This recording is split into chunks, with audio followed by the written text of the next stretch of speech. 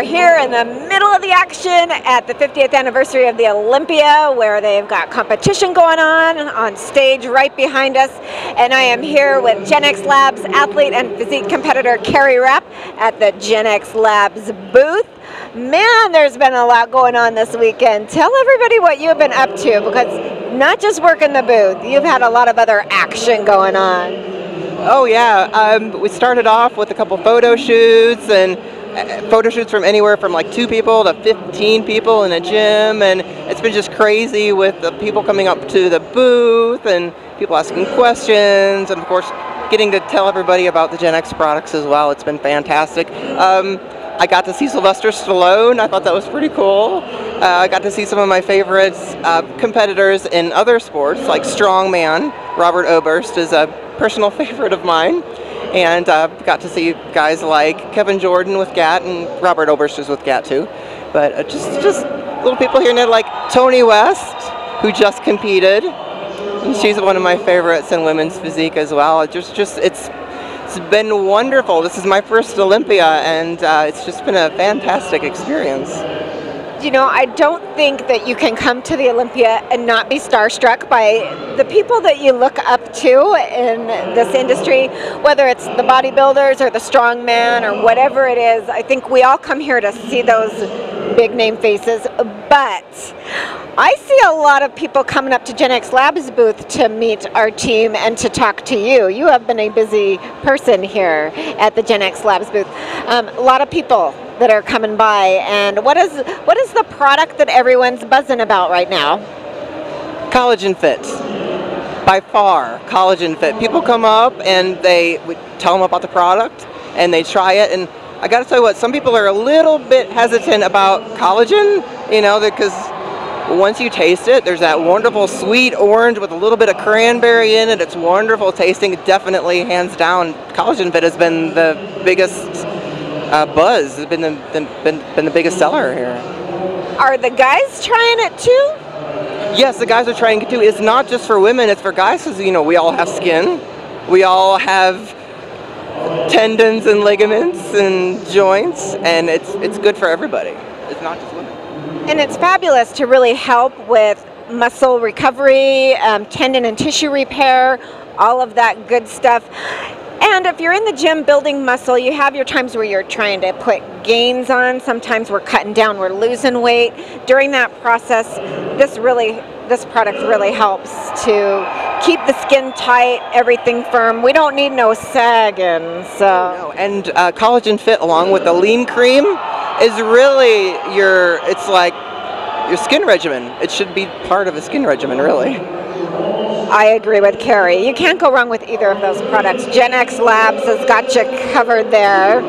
Now, Carrie, you just competed at USA's not that long ago. You're back here in Vegas for the Olympia. What else do you have coming up? Not anything terribly soon. Next time I plan to compete is probably middle of next year. The goal is to qualify nationally and then either compete at North Americans or Nationals in 2015. This woman's got some fun stuff going on. You got to take some time to build up to all that. It really is a process. I mean, how long, Carrie, have you been training to compete? 5 years. And the first 2 years were a lot of, I mean, you never stop learning. You never quite stop picking up information and little tidbits here and there. And one thing, actually several things, but the thing that sticks out to me the most that I've learned over the last 5 years is that it is a process. The process in itself teaches you that it takes time.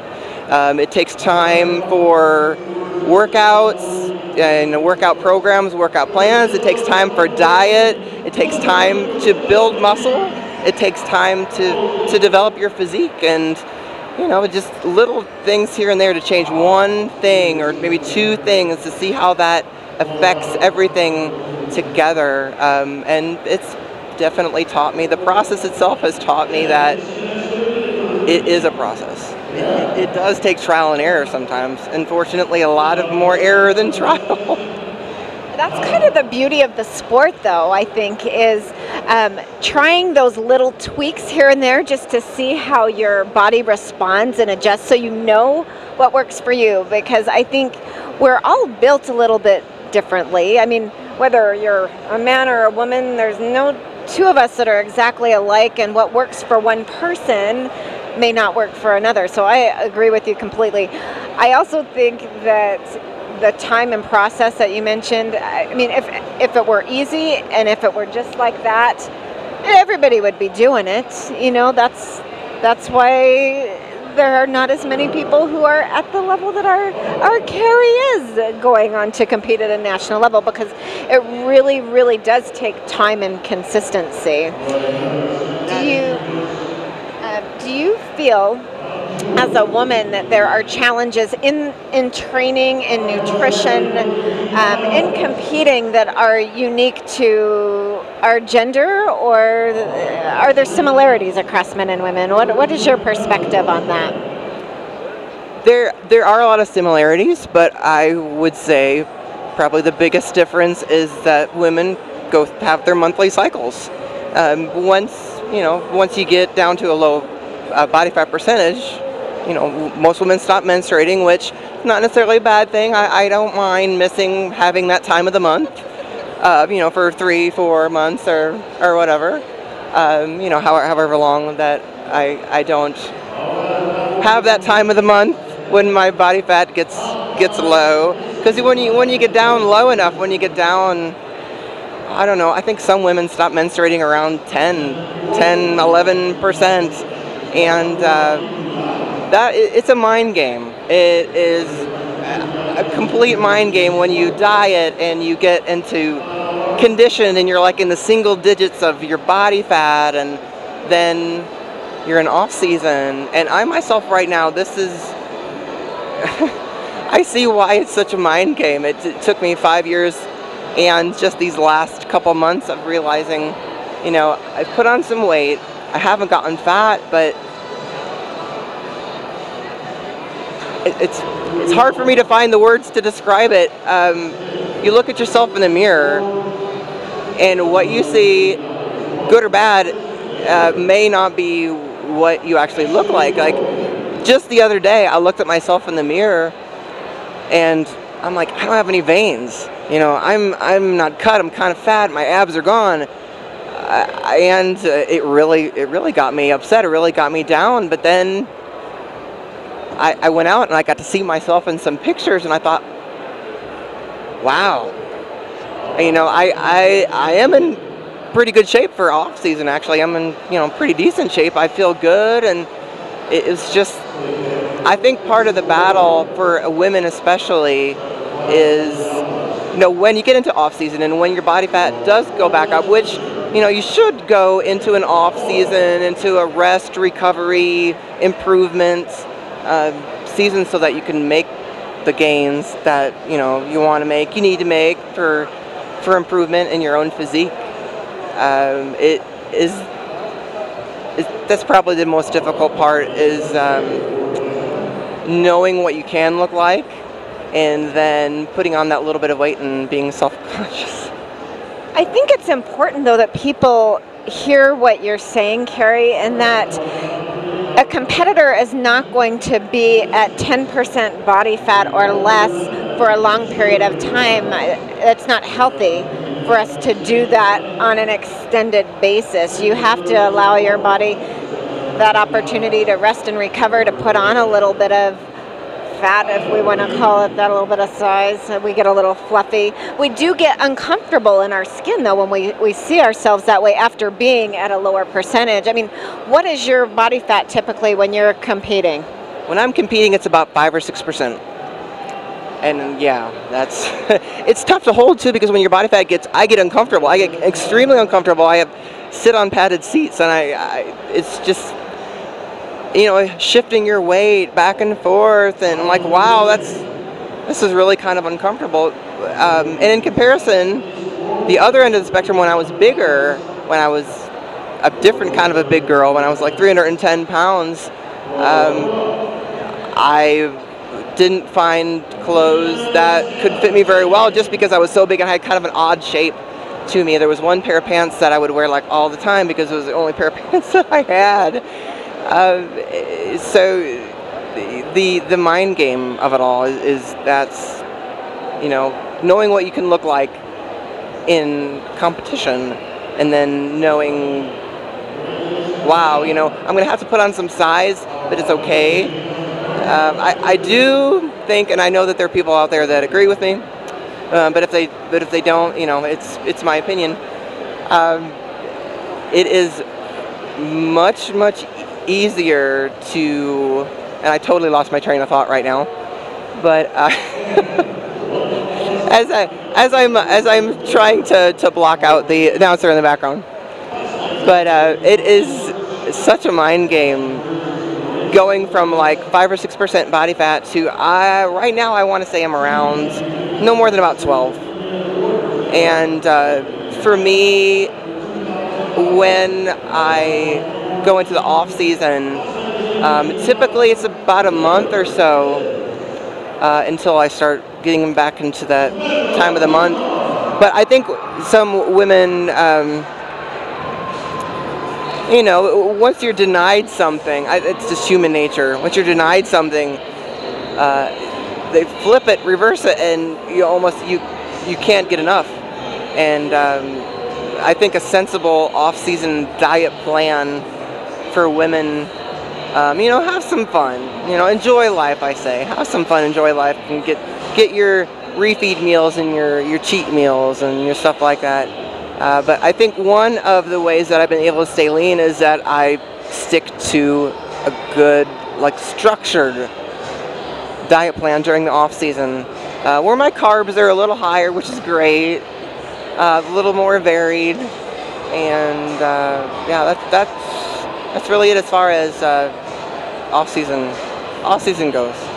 Well, and I think we should also state that, I mean, for you, Carrie, if you're on stage at a 5% body fat and you're 12% in your off season, 12% is actually quite low for the average person. But for you, it's not what you see as maybe aesthetically where you want to be, because you like that look of being on stage, being lean and cut and ripped. I mean, that's what we all want to look like all the time, but the reality of it is it's just for a short period of time.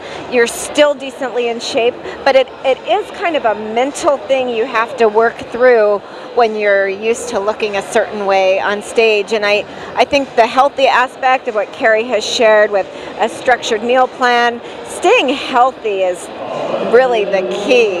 It's a lot of our sport is about aesthetics, how you look, but you want to keep it healthy as well. And how much of what you dealt with prior to losing the weight impacts you now as you're working with your meal plan? Do you ever have that fear of, oh my goodness, I'm gonna gain that weight again, or do you feel like you're pretty disciplined now that you're not gonna go back down that road?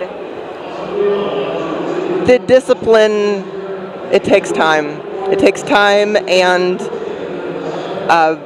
that commitment to the process, to knowing that it's a process, to just, it's going to take time. I think that when I was bigger as comparison to where I am now, right now, just yesterday morning when I was getting ready to come here,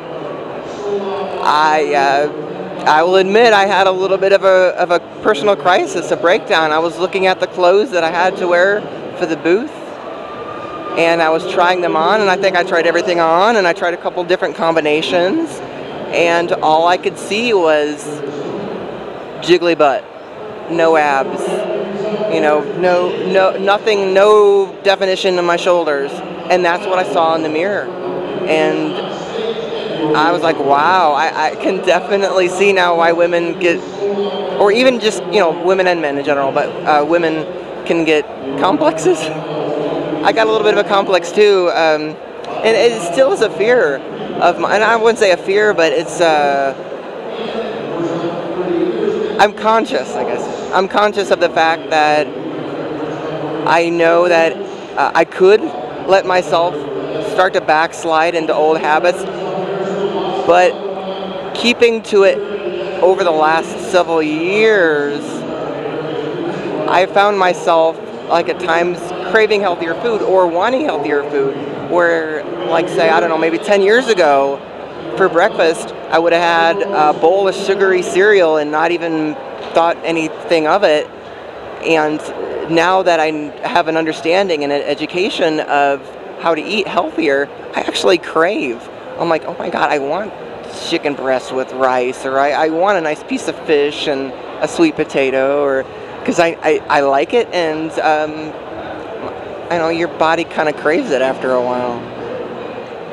And I think, as you had mentioned earlier, just keeping things in moderation. If you completely not allow yourself to have a little something from time to time, then you're going to be more at risk for binging and going crazy. But if you just, allow yourself that little piece of cheesecake or a bite here and there without going crazy, people, it can help to kind of stave those urges a little bit. Yeah, allow yourself something that you want, or find the healthier cheats, like protein bar or a protein cookie, or find a recipe that you really like that's healthy and clean. I find a lot like with the Quest bars. That helps me a lot. Oh, and the peanut butter cups from Quest. Fantastic. Saved my butt many times, and it satisfies that craving for that sweet and peanut butter. Huh. Fantastic. A girl after my own heart. There's not too many things I wouldn't do for some peanut butter, We'll squat for peanut butter. Amen to that. Well, Carrie, thank you so much for keeping it real, because I think it's important that people understand, even as a competitor at the level that you're at, that we still have the same struggles. We are like any other woman out there, that we have issues with our body image. We see ourselves a certain way, and sometimes not the way other people see us as well. And we're all kind of fighting the same battle, so to speak, but it's about keeping healthy and staying strong and supporting one another in our fitness journey. So, Carrie, thank you so much for giving us the advice and keeping it real.